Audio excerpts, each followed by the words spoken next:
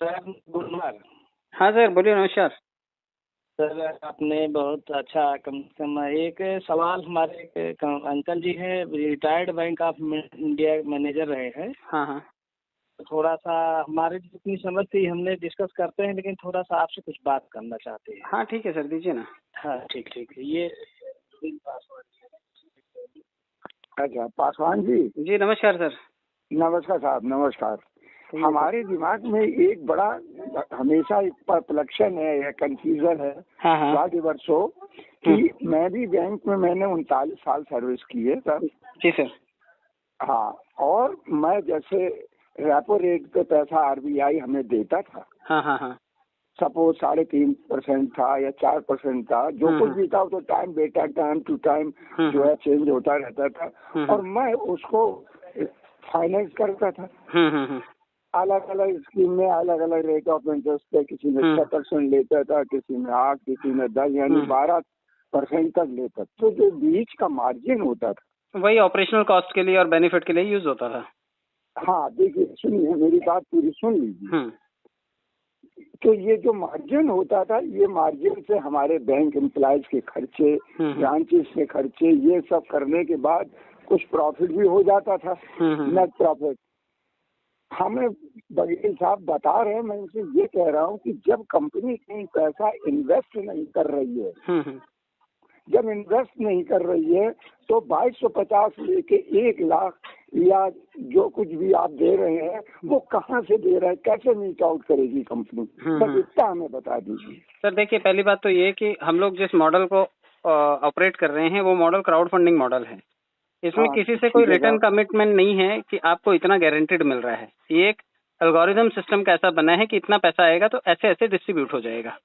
Crowd है, जैसे मंदिरों में चंदा देता है, कोई हिसाब नहीं है, कोई कितना भी दे देता है।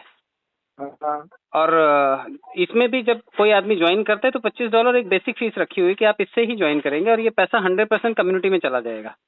By the community for the community. कोई प्रोडक्शन नहीं कर रहे, कोई दुकान नहीं खोल रखी, कोई सामान नहीं बेच रहे, सिर्फ और सिर्फ ये पैसा आ रहा है और पब्लिक में डिस्ट्रीब्यूट हो रहा है।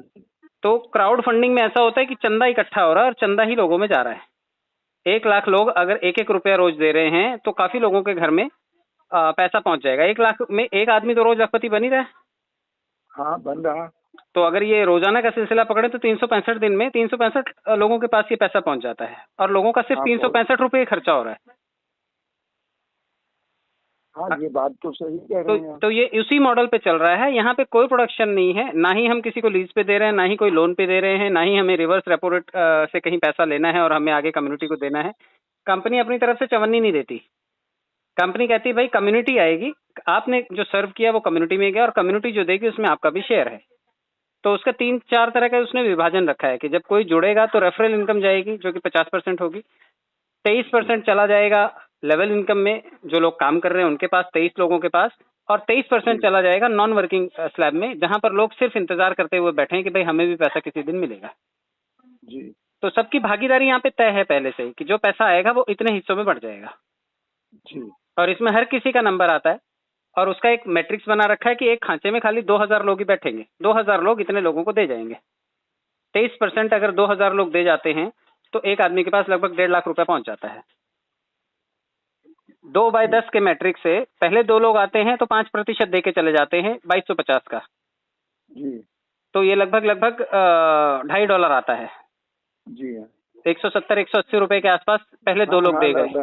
अप्रोक्स $2.50 आता है। इसी तरह से जब अगले 4 लोग आएंगे तो 4 लोग ये 3% दे जाएंगे। $25 का 3% होता है 0.75। जी। यानी कि लगभग $4 के आसपास ये इनकम बनती है 4 लोगों से। जी।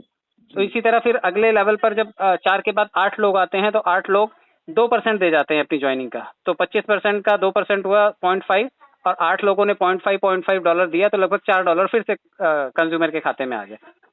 जी। तो ये इसी क्रम में आप जब पीडीएफ देखेंगे तो 10 लेवल तक ये रेशियो जो है 23% का, क्योंकि कम्युनिटी बढ़ जाती है, 2 से शुरू होती है और 2000 तक जाती है, और ये सभी लोग यही 23% की भागीदारी हमें देते हैं, और हमारे पास 1.5 लाख रुपया हमारे खाते में होता है। और क्योंकि ये किसी भी एनबीएफसी के लिए या फिर किसी भी फाइनेंशियल इंस्टीट्यूशन के लिए पॉसिबल ही नहीं है, क्योंकि पैसा वो पैदा करेंगे तभी दे पाएंगे, वहां पे उनका एक कमिटमेंट है। यहाँ पे क्राउड से सिर्फ एक आह्वान है, जैसे मोदी जी चले जाते हैं और बोलते हैं देशों से कि भाई आइए और आप हमारे देश में निवेश कीजिए। तो क्राउड फंडिंग आप डोनेशन लें, वर्ल्ड बैंक से लें, कहीं से भी लें, हम अपनी कम्युनिटी से ही डोनेशन ले रहे हैं और ये डोनेशन कंपनी के पास भी नहीं जाता क्योंकि पब्लिक में बढ़ जाता है। तो कंपनी कैसे कमाती है फिर? तो कंपनी में क्योंकि बहुत बड़ा मैनेजमेंट तो है नहीं, लाखों का स्टाफ भी नहीं रखा हुआ है, यहाँ पे देनदारी भी कोई नहीं, एक सॉफ्टवेयर है जो डिजिटली रन करता है, उसका जो भी मेंटेनेंस कॉस्ट होगा। तो यहाँ पर कंपनी कमाती है जब वो विड्रॉल देती है। विड्रॉल देने का मतलब है अभी जैसे गूगल पे और फोन पे से हम लोग ट्रांजेक्शन करें तो गूगल पे फोन पे हमसे ट्रांजेक्शन कॉस्ट नहीं लेते, लेकिन बैंकों के साथ उनका रेशियो है कि भाई इतना ट्रांजेक्शन होगा तो इतना हमारा कट आउट होगा उसमें। तो इसी तरह जब कंपनी हमें ट्रांजेक्शन देती है तो वहां पर वो 15% काटती है जी। तो कंपनी की कमाई है हर ट्रांजेक्शन पर 15% काटना। नहीं देखिए, ये तो मेरी बात समझ में आ गई, ये तो कंपनी की कमाई हो गई। हाँ अच्छा, ये तो जब की बात है, जबकि मैं समझता हूँ कि ये कंपनी फॉर एवर हमेशा हमेशा रन करती रहे। बेशक, है ना? बिल्कुल। देखिए अभी तक ऐसा नहीं था क्योंकि पॉसिबल, बिल्कुल सर पॉसिबल है, क्योंकि देखिए गवर्नमेंट ऑफ इंडिया की तरफ से अभी तक बिना लाइसेंस वाली सारी कंपनियां रन कर रही हैं और किसी के माई बाप का कोई पता नहीं है। ये पहला प्रोजेक्ट है जिसके माई बाप सामने, जिसके एमडी सामने हैं, जिन्होंने एमसीए से रजिस्ट्रेशन लिया है। एमसीए रजिस्ट्रेशन भी उन्हीं, सीएस की बॉडी होती है, ये रजिस्ट्रेशन उन्हीं को देती है, या तो वो गुड्स बेचें या फिर सर्विसेज बेचें। तो ये अपने आप को एक एजुकेशन पोर्टल की तरह इन्होंने विकसित किया है कि हम जो सर्विसेज दे रहे हैं उसमें हमारा एजुकेशन कोर्स है जो कि आप $25 में हमसे खरीदते हैं और उसके बदले हम आपको ट्रेडिंग और फॉरेक्स की सारी जानकारी देते हैं, शेयर बाजार का काम सिखाते हैं, क्रिप्टो ट्रेडिंग सिखाते हैं, जिससे कि आपको एक सर्टिफिकेट भी मिलता है और हम हर आईडी के पीछे जीएसटी भी भरते हैं। तो गवर्नमेंट की नजरों तो जो ले रहे हैं आप किसी से यूँ तो किसी से फीस, तो आप सिर्फ फीस ले रहे हैं। हाँ, एजुकेशन की फीस ले रहे हैं, जो भी है वो सब कॉम्प्लीमेंट्री है और बल्कि हर आईडी के पीछे जीएसटी भी भरा जा रहा है, 18% जीएसटी भी गवर्नमेंट को जाएगा। तो गवर्नमेंट की नजरों में हर चीज ट्रांसपेरेंट है। तो पहली बार ऐसा प्रोजेक्ट कोई लेकर के आया है। इससे पहले प्रोजेक्ट्स हैं लेकिन उनके माई बाप सामने नहीं है, कोई लाइसेंस नहीं है उनके पास। तो ये पहली बार है कि क्राउड फंडिंग सेक्टर में और ब्लॉकचेन एजुकेशन में किसी ने सर्टिफिकेट लेकर के इस तरह की पहल की हो। और ये पहल करने वाले भी वेस्टीज के फाउंडर डायरेक्टर हैं, जो कि गौतम बाली साहब के बाद इनका सेकंड नंबर पे आईडी है। मैं बीच में टोक रहा हूँ, क्या ये बतलाइए, जैसे आपको लाइसेंस दिया है गवर्नमेंट ने, गवर्नमेंट ऑफ इंडिया ने, तो क्या ओवरऑल गारंटी भी गवर्नमेंट ऑफ इंडिया लेगी? नहीं सर, क्योंकि कंपनी के पास पैसा जा ही नहीं रहा ना। हम तो पहले दिन से ये बता रहे हैं कि आप जिस प्रोजेक्ट में निवेश कर रहे हैं वो एक क्राउड फंडिंग प्लेटफॉर्म है, वहां पे कोई गारंटीड जैसा शब्द नहीं है। इवन बैंक भी 50 लाख रुपए रखो, गारंटी तो 5 लाख की ही देता है, 50 की थोड़ी देता है। अगर इन केस कभी लॉस हो जाए या बैंक करप्सी हो जाए तो बैंक तो खाली 5 लाख की लायबिलिटी लेगा, वो 50 लाख की नहीं लेगा। तो गारंटी तो बैंक भी नहीं दे सकता।